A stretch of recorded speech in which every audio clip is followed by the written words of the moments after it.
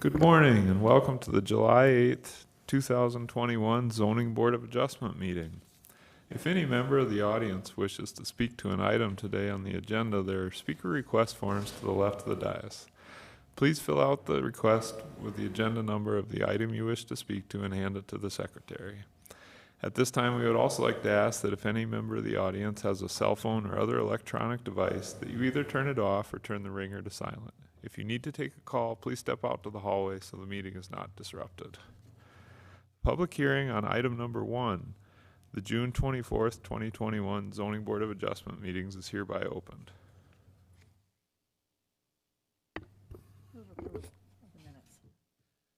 Karen made the motion to approve the minutes and Vince seconded those motions.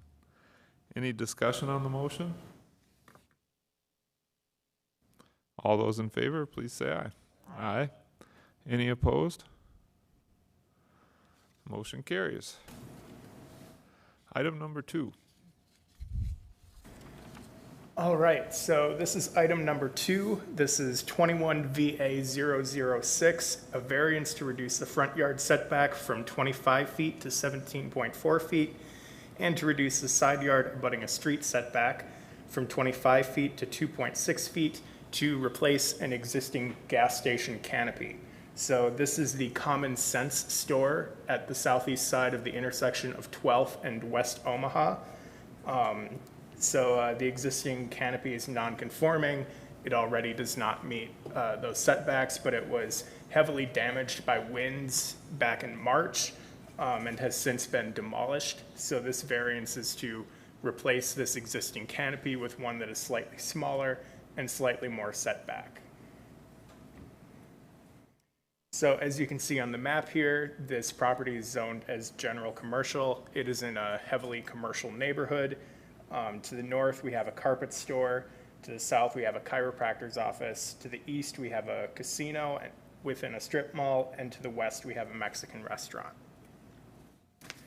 Future land use is mixed-use commercial, which supports this type of development. And on the major street plan, this property is along West Omaha Street, which is classified as a principal arterial street. So this is the proposed site plan for the replacement canopy. It covers 6 existing fuel pumps. So the pumps will have the exact same layout, but this new canopy will be slightly smaller. Originally, the canopy was 32 feet by 86 feet with a 1.5 foot side setback. The new one will be 30 feet by 86 feet and will have a 2.6 foot side setback. And these are the proposed signs, so this will give you an idea of what the canopy will look like. It'll be part of the existing Exxon Common Sense station. So here are some photos of the site. So this is from the west looking east, so you can see that the canopy that was there has since been demolished. It posed a safety hazard. This is an existing pump. You can see that cone right to the side of it on top of some plywood. That's where a column for the fuel pump would have been located. This is from the north looking south, from the east looking west, and then from the south looking north. So the existing canopy presented no concerns in terms of utilities or drainage. So finally, staff is recommending approval with conditions because the location of the existing store and pumps mandates the location of the canopy. The existing condition creates a special circumstance, and that supports granting the variance as requested. So the proposed condition is that the variance applies only to the canopy. So if some other type of business were to go in there, they would have to meet the 25-foot setbacks. The pumps have to stay as they are. They don't get this variance. It applies to the canopy only. So are there any questions? Any questions for staff on this item?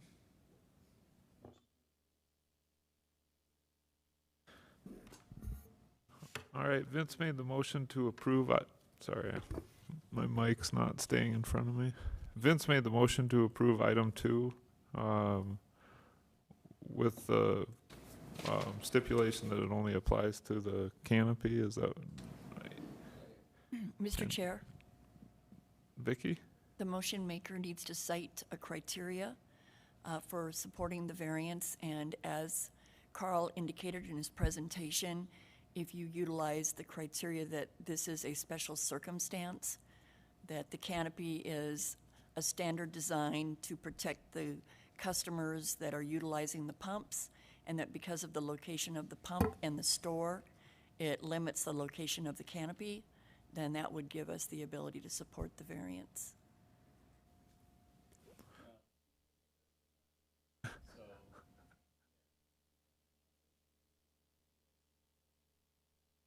Perfect.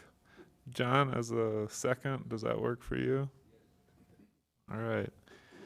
Any discussion on the motion? All those in favor, please say aye. Aye. Any opposed? Motion carries. Item number 3. Good morning. I will abstain on, there are 2 Central States Fair applications here this morning, one for the on the zoning and the other for planning, and I'll abstain due to my connection with the Central States Fair on both of those. All right. So Commissioner Stuck is abstaining from item number 3. Sarah? Good morning. Item number 3 is a variance request to allow an 89.44 square foot LED sign in lieu of a maximum 60 square foot sign that is allowed by the municipal code. The applicant is the Central States Fair. Please be aware that there is a companion case to this item that will follow on the Planning Commission agenda. And with that, we'll look more specifically at the use of the LED sign. But with this variance request, we're looking at that size, the proposed 89.44 square feet. I'll introduce some of the site characteristics and then provide more detail about the sign as we proceed. This way, is that too loud? Thank you. Oh, okay. Here's an aerial view of the project site. You can see the fairgrounds here and the adjacency to Campbell Street. The existing sign is about in this area. This is located between San Francisco Street and Center Street.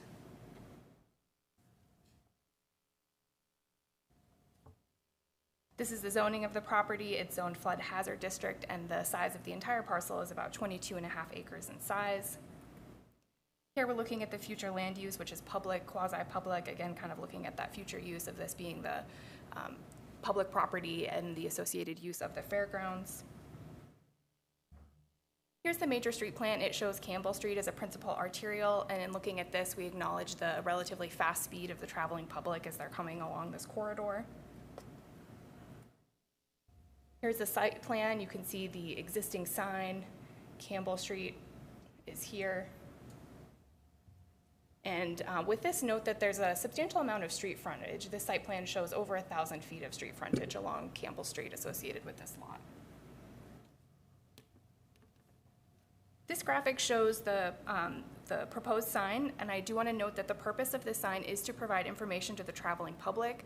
So that includes date, time, temperature, as well as events that are information about events that will be taking place at the fairgrounds. On the left, you see the previous reader board sign that has since been removed, and then on the right, you can see the comparison of the proposed sign. The other 2 signs will exist. So like this, for example, if you go out there today, we'll look at it with site photos, but there is a sign indicating their sponsoring partner, which is Ford. And then you've also got this existing portion for the Central States Fair that will exist. So what we're looking at is the change from the previous reader board message center to what is proposed here. And it is larger. The previous LED sign was approved through a conditional use permit in 2019 that allowed up to 51 square feet. The proposed sign is 89.44 square feet, and the proposed dimensions are 13.25 feet by 6.75 feet tall. They are proposing to reuse the existing sign poles, and the applicant has indicated that for their sign supplier, this really is the minimum size that they can provide that will fit those sign poles. Looking through the site photos here, looking north along Campbell Street, there you can see those existing portions of the sign and that the required sign was posted.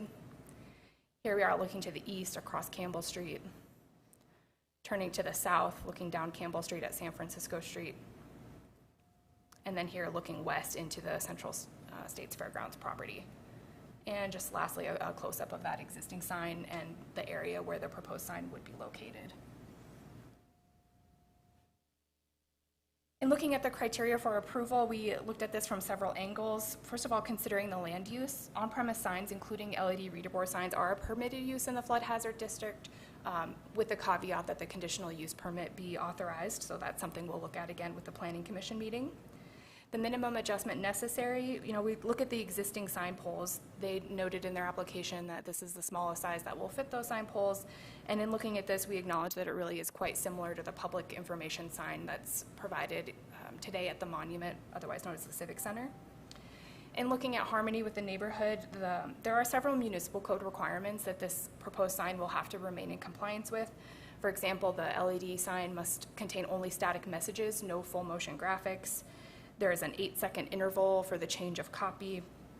The sign must be designed to have dimming technology, and all of these factors really ensure that the sign will not be injurious to the surrounding properties or the public in general.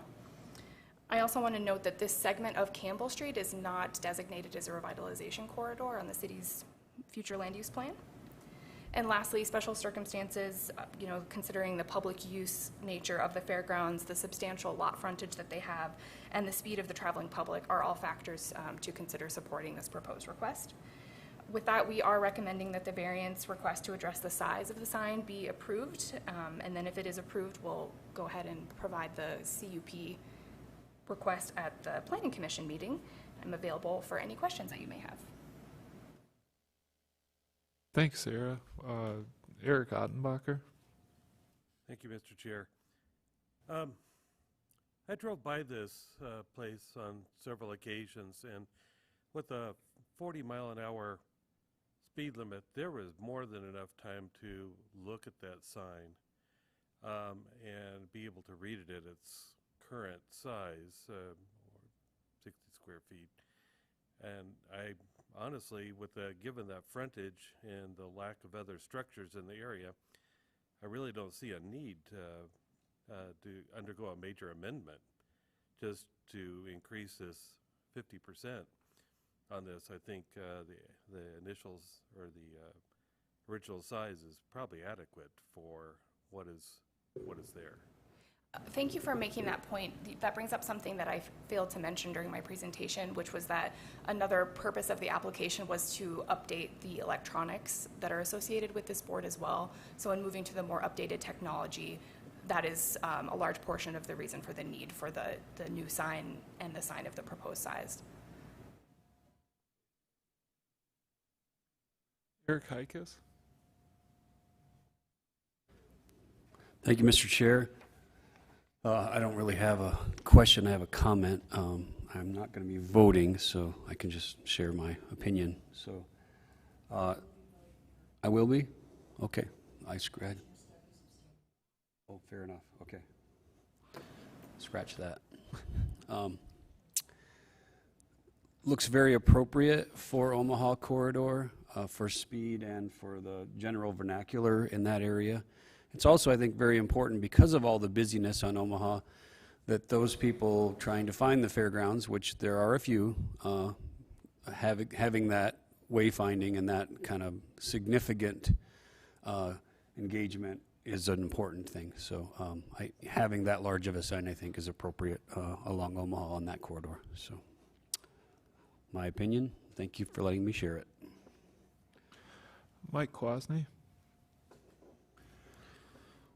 The Civic Center was brought up, the sign, and I don't know if everybody remembers the history that Civic Center caused quite a lot of angst amongst the sign companies, and they used that as a jumping point for a lot of things. And that's why I would be voting against this. I think that we need to not have signage wars. I believe that that sign is big enough. I, like Eric, drove by there, have many times driven by there, and I can see the sign, no problem. I understand the update may have to happen, but at the same time, I think that maybe Daktronics or whoever needs to be told that we need to be within the communities that we're in and design these smaller so that they fit into the areas that we need them, instead of going the other way and making signs larger, which is, I think, one of the goals that they have. How long ago was this sign put in? Do we have any idea? The CUP to allow the 51 square foot sign was approved in 2019. I don't have information about the date that it was installed about then. So it's about 2 years old. I'm a little surprised, I guess, that we need to really update a lot, but I just don't see a need to get this battle going. I think that we need to keep signage smaller, and I will be voting to not have this. I think it's important that we, as a community, work on the signage and what it does, the brightness, et cetera. So, thank you. Thanks, Mike. Excuse me. Kelly. Thank you, Mr. Chair. Sarah, I just had one quick question. You mentioned graphics. Did I hear you correctly that there won't be any high motion or fast motion graphics? Is it, in other words, kind of static? That's correct. It must be static copy. Okay. Is that I guess, is that a citywide regulation, or is that just, That's correct, yeah. Okay, thank you. Karen? Thank you. Looking at the pictures that are on our screen here, it shows that the poles are there and they're going to remain in the same spot, and it looks like you're adding, from this picture, looks like you're adding a third panel. Is that correct? Sarah? That's correct. So this portion here is existing today. This portion exists, it says Ford, if you drive by there today. This is the portion that would be changed and enlarged. And going back to the site photos, actually the LED sign has been, the old one has been removed already. Okay. I guess I'm just looking, I'm looking at the pictures. You got two signs on those two poles, and then now you've got three signs on those two poles because you're adding something that's not there before. So this is here already. I can't see that. Mr. Chair. If I can weigh in here, correct me if I'm wrong, Sarah, but on the old sign, what's lit up on the LED portion in the middle is limited to 60 feet currently, and what the proposal is on the new side is to have it lit up for the full portion of that panel, like the black border that you see on the old side is not lit up. Mr. Chair. Am I right? You're absolutely correct. So if you look on the one that Sarah's highlighting, the area shown in green is the only portion that's LED. Right. The balance of it is just the framing. And now what they're doing when they're bringing in the new one, and they've indicated that based on the technology of these LED signs as they've advanced, that framing has become smaller. So to fit the poles, they need to expand out the picture, which brings it from 51 square feet to 89?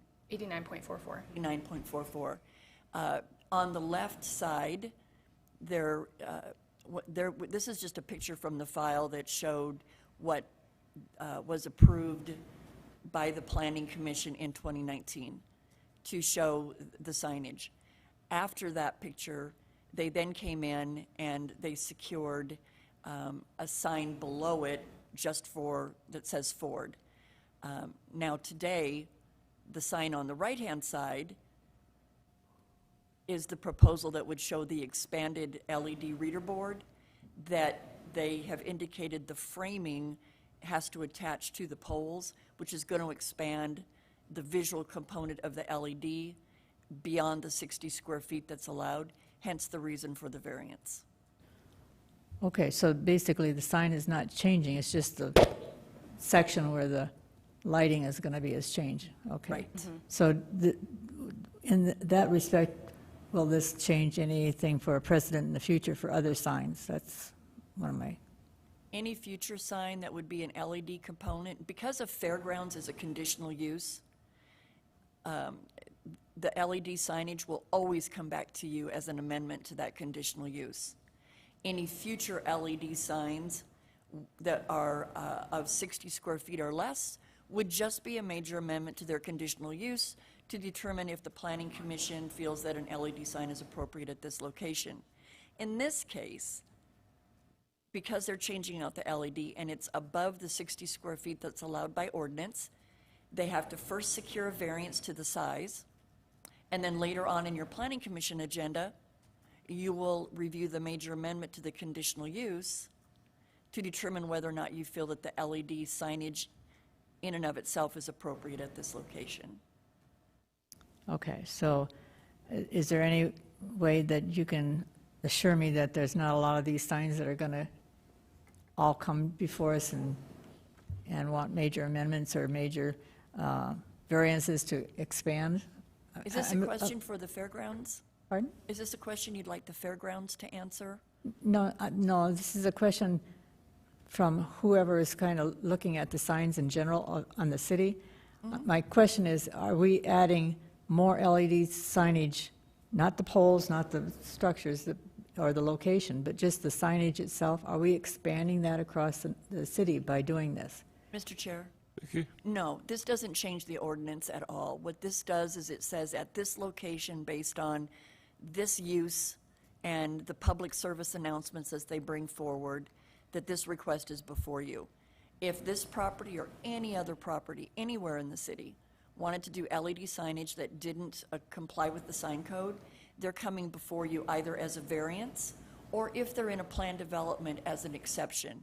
But those always need to be considered by this board. Correct. I understand that. My thought is just whether this will set a larger precedent for additional signage itself, the LED parts. I'm not a big sign person, as you can understand, and I think this sign works fine, but I also understand the need for trying to get better signage always, before you. So it's a question, I guess, I'm asking, but I understand it's hard to say, here's the answer, so Mr. thanks Chair. anyway. Vicki? What I will say is the public is very aware that this board takes signage very seriously, and they are hesitant to bring forward variances to the sign code, knowing that if it's not validated for a substantial reason, they're not going to get the variance. And that seems to be something that's been discussed through the public. Okay, so the substantial reason is that the fact that they need electronic upgrades, or they want more space for telling people, that, like, I agree that you go down the road, you can see this sign just fine, so I don't understand the need exactly, so. Mr. Chair, if I could introduce Mr. John Kaiser, he's the applicant here representing the Central States Fairgrounds. Please identify yourself once you're at the microphone. Good morning, John Kaiser. I'm with the Central States Fair, and I filled out the paperwork and all that stuff originally. To answer your question, originally when we got the Ford Proud Sponsor sign, I applied as well for this sign just because at that point we were planning on replacing it. I don't understand much of the history as far as when the original sign may have gotten variances or approval or anything like that, but it was well before I was there, and I've been there 6 years. So it was my understanding the original sign was probably put in sometime after the building was erected in 2004. So the sign is well over 15 years old, which, in electronics is basically 1,000 years old. Originally, we hadn't planned to enlarge the sign, ma'am.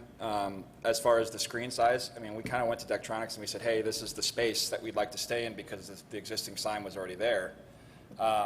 So if you look at my original application, I had just said we're replacing it kind of apples to apples.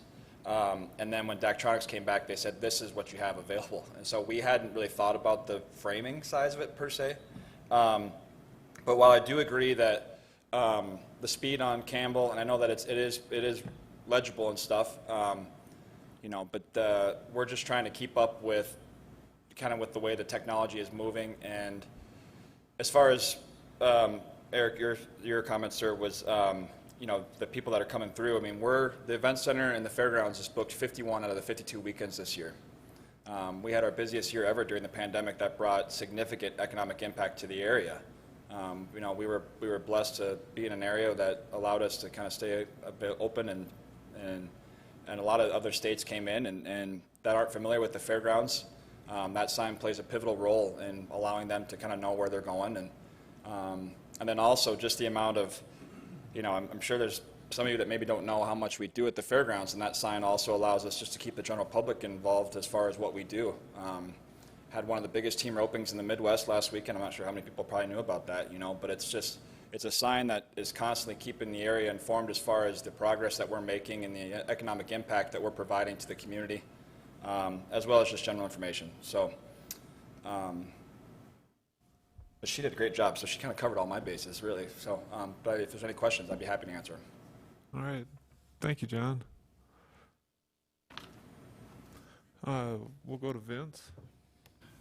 Thank you, Mr. Chair. Actually, Karen's questions and your answers kind of put everything together for me for what I had in mind. I'd like to turn over the balance of my time to the attorney, if I could, please. All right. We'll skip you ahead, Wade. You're up.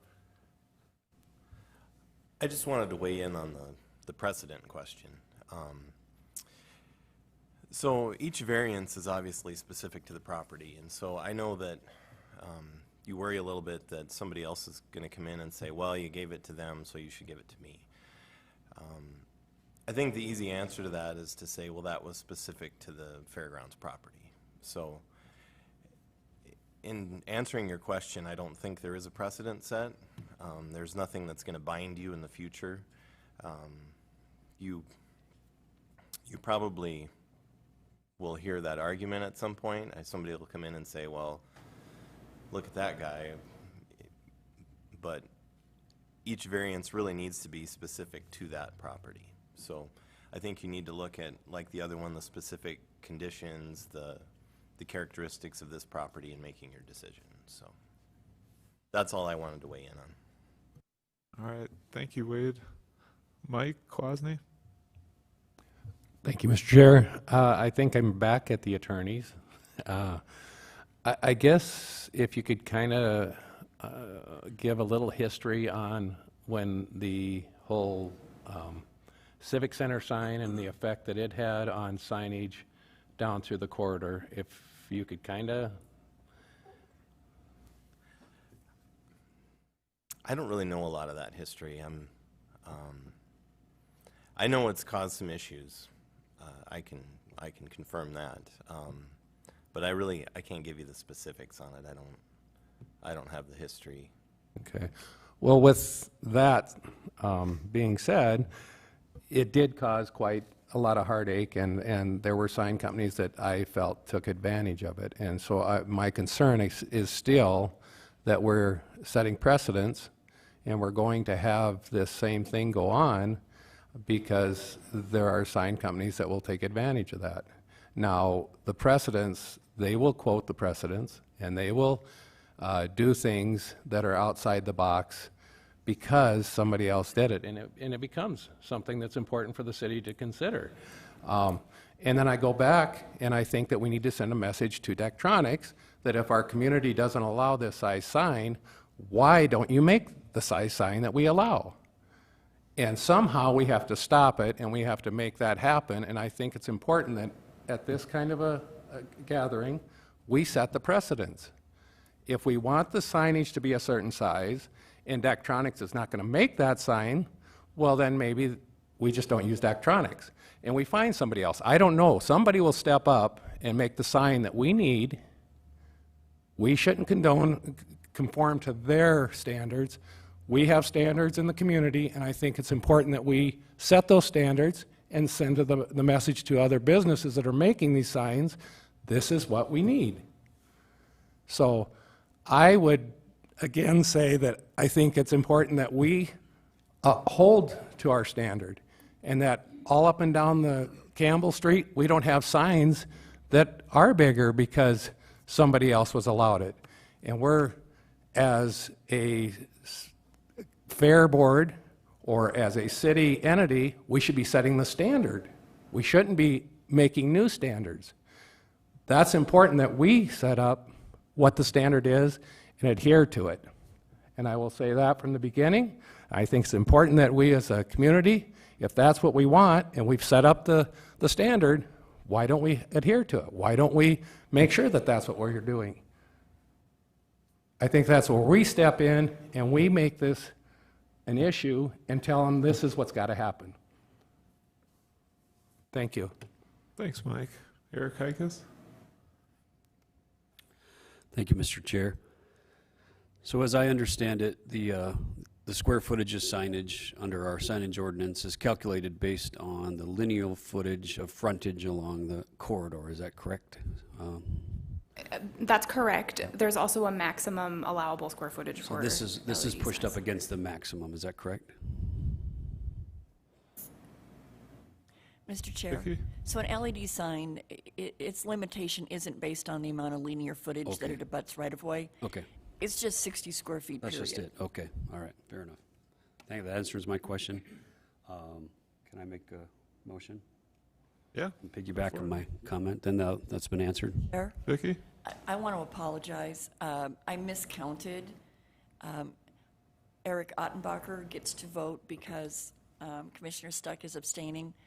Eric Heikus, you can participate in discussion, but you can't make the motion and you can't vote. Thank you, Vicki. My apologies. No problem. No motion for you. I guess I should have been counting too.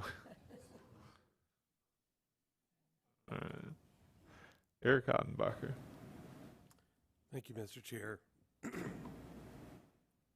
You know, even though this variance is specific for this particular signage that we're talking about, the moment you bring in the Civic Center and you compare it, you are kind of bringing that aspect into it, and you are kind of setting precedents, and others will follow suit regardless. And I mimic Mr. Kwasny's discussion that if we don't set our foot down and basically say, these are our rules, you must follow in line with them, then it just gets out of hand. And there will be some signage wars, whether now or 10 years from now. But we do need to put our foot in the ground and stand firm on some of these. And I would make a motion to deny this variance request at this time. All right. Eric made a motion to deny the variance for the size of sign, and Mike Kwasny seconded that motion. Just to make sure that everyone gets heard, I have Vicki, I have a planning staff light up. That was just it on the voting. Okay. John?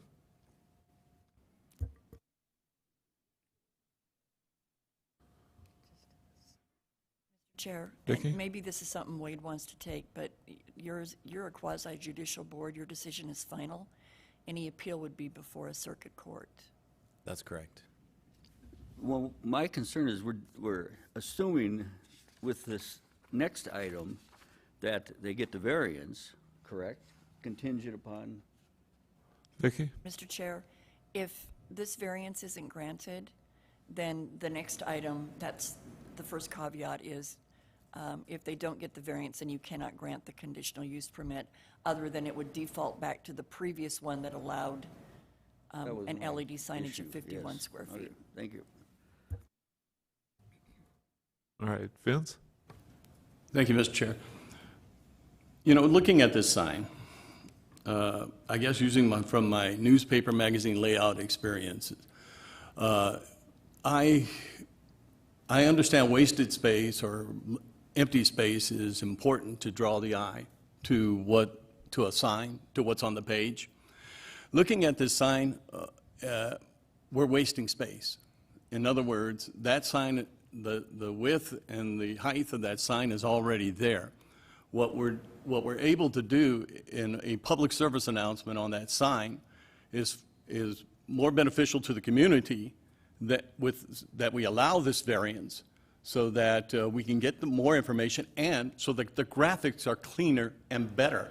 Because looking at the graphics that we have on those now, it is a little more difficult to read. Maybe it's simply my eye, but because I know other folks can see it, and they've said so. But in this particular case, I think a progress is important, and I think the applicant has made the point very well that we have a community that is serviced by this area that is from out of town. And the more information we can give them, the better service we can provide to them. Thank you. Thanks, Vince. And I just want to make one quick thing here. I realized Tim Wald has a speaker request in for item 3. Is that on this agenda or Planning Commission? On the next one. Okay. Just wanted to make sure there wasn't something there.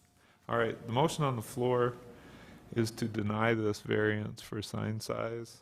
Are there any further comments, questions on the motion?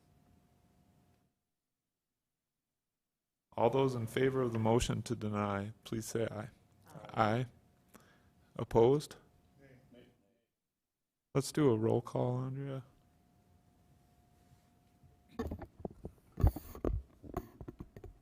Arguello? Braun? Aye. Bowman? Caesar? Gallagher? Her?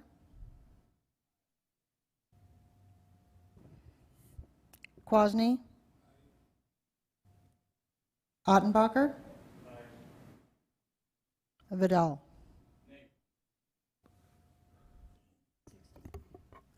I have 6-3. Motion All right. passes. The variance is denied then. All right, any discussion items, staff items for the zoning board meeting? Yeah. I'd look for a motion to adjourn then. All right. Karen made the motion, Vince seconded it. All those in favor, please say aye. Aye. All right, we will now commence the Rapid City Planning Commission meeting for July 8th, 2021. Again, if any member of the audience wishes to speak to an item on the Planning Commission agenda, there are speaker request forms on the table along the left wall. Please fill out the form with the agenda number of the item you wish to speak to and hand it to the staff on the left of the dais. If you still have a cell phone or other electronic device on, please turn it to silent. And if you need to take a call, please step out to the hallway so the meeting is not disrupted. The consent calendar today consists of item number 1. Action will be taken on this item in accordance with staff's recommendation by a single vote. The item may be removed from the consent calendar by any planning commissioner, staff member, or audience member for separate consideration at this time. Would the staff, any planning commissioner, or any audience member like to remove item number 1? No, thank you. Anybody? All right. The chair would then entertain a motion to approve the consent calendar, item number 1, the June 24th meeting minutes with staff's recommendation. All right, Karen made the motion and Rachel seconded that motion. I think this is the first time I've ever had a one-item consent calendar. All those in favor, please say aye. Aye. Opposed? Motion carries. Item number 2. Mr. Chair, this item has been withdrawn by the applicant, so the only action we need from you today is to acknowledge the withdrawal. All right, I look for a motion to acknowledge. All right, Vince made the motion. And Rachel seconded that motion. Any discussion on the motion? All those in favor, please say aye. Aye. Any opposed? Motion carries. Item number 3.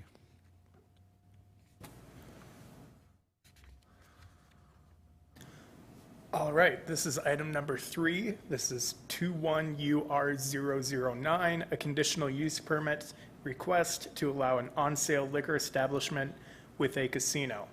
So the proposed casino will be located on the lot that you see highlighted on your screen. There's a proposal to put an 8,000 square foot strip mall on that parcel. So this is a 0.8 acre lot. It is located on Timmins Boulevard across the street from the Timmins Market. This is just to the northeast of the intersection of Elkvale Road and Homestead Street. So the proposed casino will be doing business as Pot O Gold Casino 2. They propose to open at 7 in the morning and close at 11 p.m. They will have 3 employees and 20 gaming machines. So currently the lot is vacant. The parcel is zoned as general commercial. It is not located within any PDs or PDDs. Last year, Planning Commission revoked a PDD for this parcel. And there are no schools, churches, parks, or playgrounds within 500 feet of this parcel. So it is surrounded by a car wash to the north, a grocery store to the west, and Black Hills Credit Union to the southwest.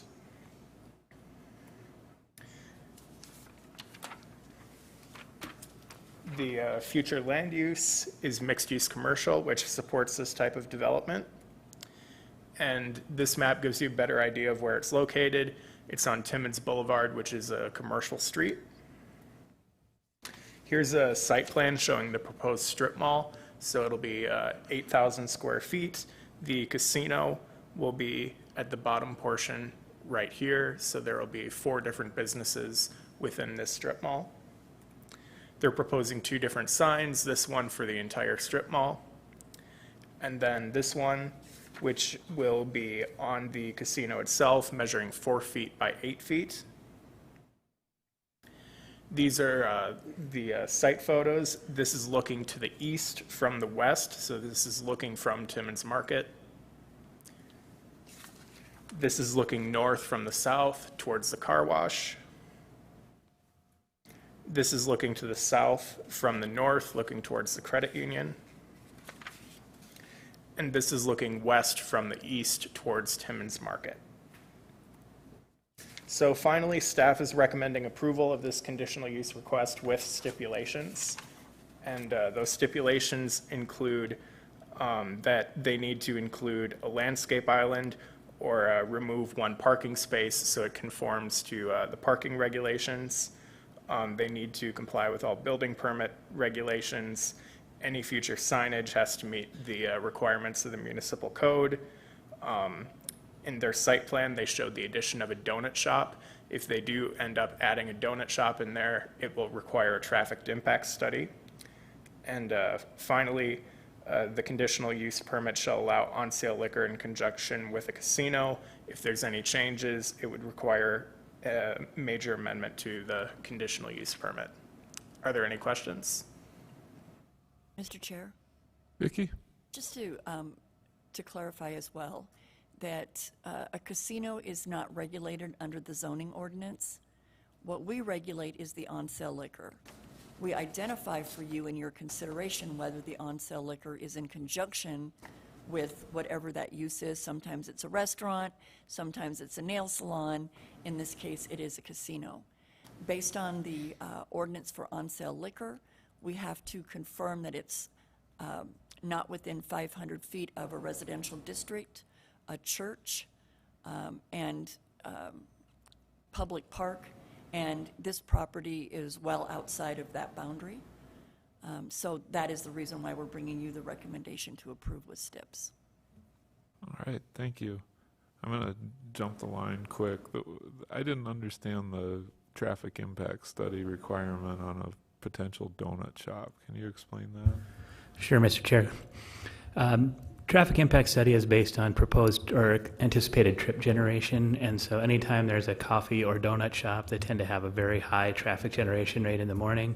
Anything over 150 peak hour trips, 100 peak hour trips is automatically requires a traffic impact study based on the infrastructure design criteria manual. So the casino itself does not generate enough trips to warrant a traffic impact study, but the addition of a coffee or donut shop, especially one that identifies with a drive-through window, as this one did in their site plan, would then require that traffic impact study because it would generate well over 100 peak hour trips. Gotcha. Thank you. Really appreciate that, Kip. Eric Ottenbacher. Thank you, Mr. Chair. Just a simple question. We occasionally bring up these liquor license requests, and I realize there's not a lot of liquor establishments in this area, but is there actually a saturation point for the city in terms of liquor licenses throughout the city? And what's the criteria that we kind of go by? Mr. Chair? Vicki? So in addition to securing a conditional use permit, they also must secure a license. They make that application to finance, and city council acts on them. Based on our population, I believe, every municipality is allowed to grant X number licenses for on sale, and we are not at that threshold where the city can't continue to grant these licenses, but that is again reviewed through the council, through the licensing portion of securing the actual right to establish the use at this location. This is to review the location of the proposed use. Through the licensing, they review the operator, they do a background check, and ensure that we've not issued more licenses for the city than we're allowed. Okay, thank you. Mike Kwasny. Thank you, Mr. Chair.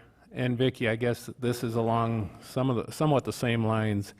I know that we're not voting on whether or not a casino can go in there. I understand that. There's a bit of me, though, that thinks that we are getting too many casinos. It feels like we're kind of turning into a little Las Vegas with all these little casinos everywhere. I go along with what Eric's saying. That it seems like we're saturating. We're giving hairdo places. We're giving linoleum or flooring. We got liquor license everywhere kind of thing.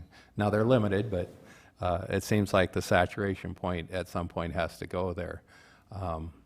So is there a set number of casinos that we can have in a community, though? Do you know? And maybe it's the attorney's office that we need to ask that question. Wade, you want to try it? Sure.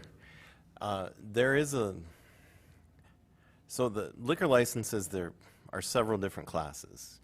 If you're talking spirits, hard liquor, there's a set limit on how many on sale and off sale of those establishments we can have. If you're talking beer or wine, there's not a set limit on the number of licenses for those. Also, I think restaurant licenses there aren't a limit on. So if it's in conjunction, and then you have to have,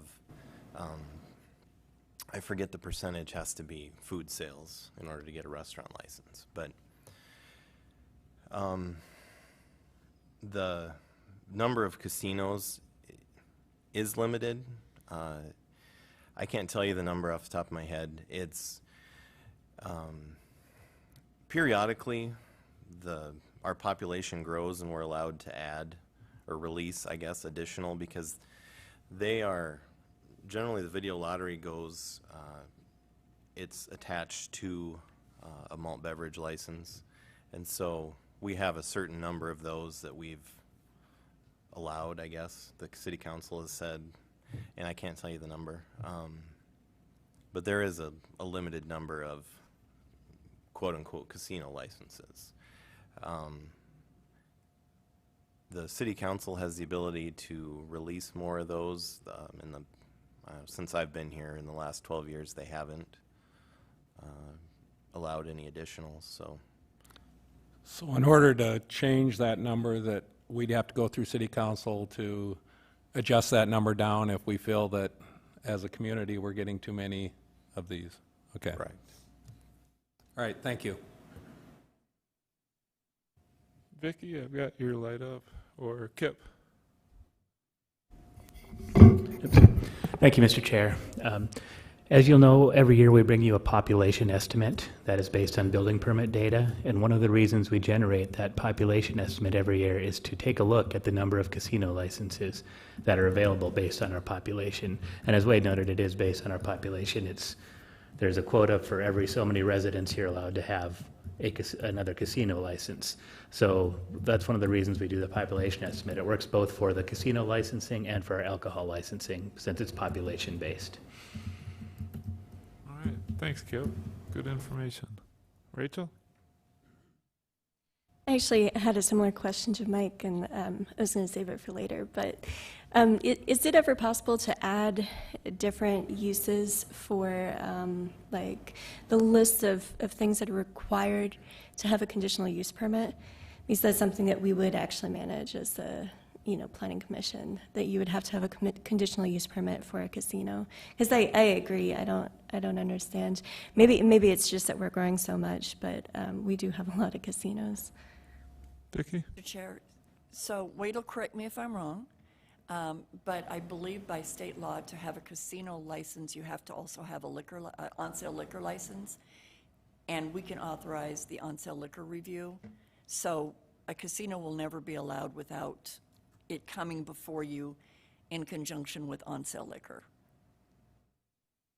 Mr. Chair, Wait. there's actually been some litigation. The city of Sioux Falls had a zoning ordinance that limited casinos, and the state video lottery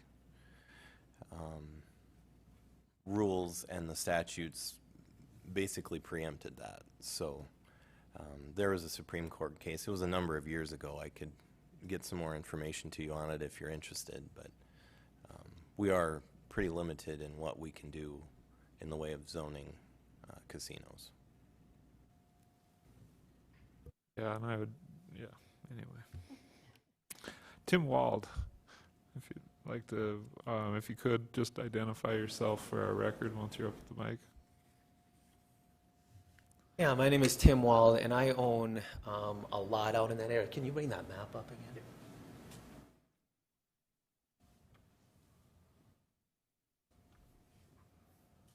Ariel? Yeah, so right between the car wash and right between right here, this one, right here. And so they're kind of planning that video casino liquor license kind of in this area, from what I understand, down here. I own Black Hills Pediatric Therapy and Badlands Therapy Services, which are, Badlands is kind of we do physical occupational speech therapy.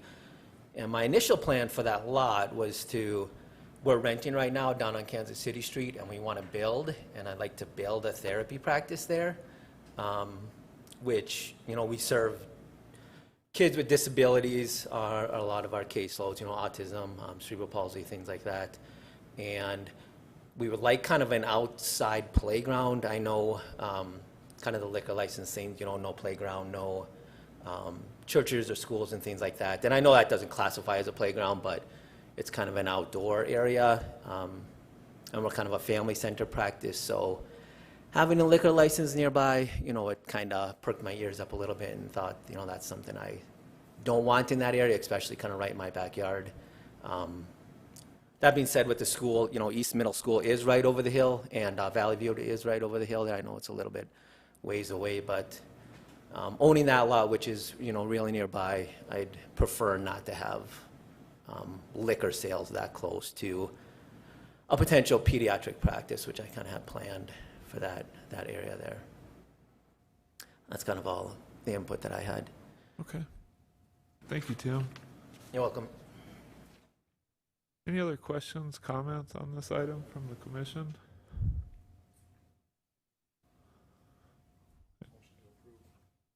All right, Mike Gallagher made the motion to approve item number 3, including the staff stipulations.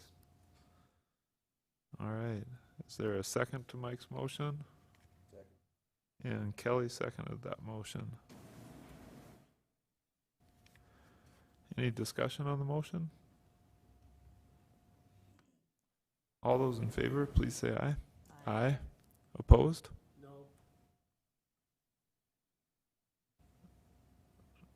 I think I just heard, was it Mike Quasney? Okay.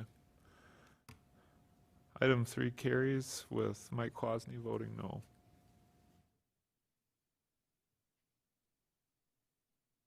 Item number 4. Just like to state for the record that item number 4 has been withdrawn by the applicant.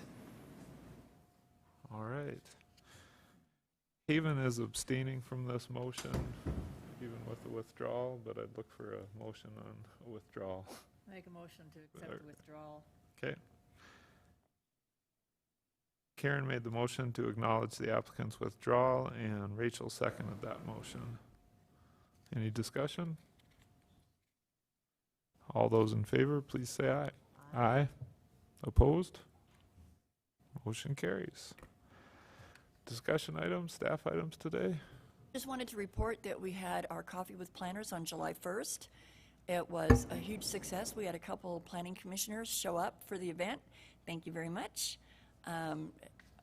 Great discussion at all 3 tables, wonderfully covered by the media, and just a good turnout. So based on that, we anticipate that we'll be bringing forward some revisions to our landscape ordinance. Wade is assisting me with a draft on medical cannabis. You'll be seeing that in the near future. So exciting things coming your way. All right. Thanks, Vicki. Tim. Good morning. Thank you. I have just a couple items for you. The first one, since there isn't any law enforcement folks here, I figured the traffic impact study on a donut shop was pretty appropriate. So, you know, may as well take a shot at them while they're not here. So I figured that's probably where that came into play. But more importantly, and on a serious side, is that I need to introduce a new member to the Fire and Life Safety team in the Rapid City Fire Department. We have Chip Primus, came to us from the Watertown Fire Department. Chip will serve as the Chief Deputy Fire Marshal in my office. Chief comes to us with about 12 years of experience as the Fire Marshal in Watertown. He brought that program from the ground up and has done a great job, so we're very pleased and proud to have him as part of our team. So you'll see his smiling face here from time to time. So thank you. All right. Welcome, Chip. Glad to have you out in the Black Hills. Vicki? I got another. Oh, Kip, I can't see your hand. Yeah, sorry.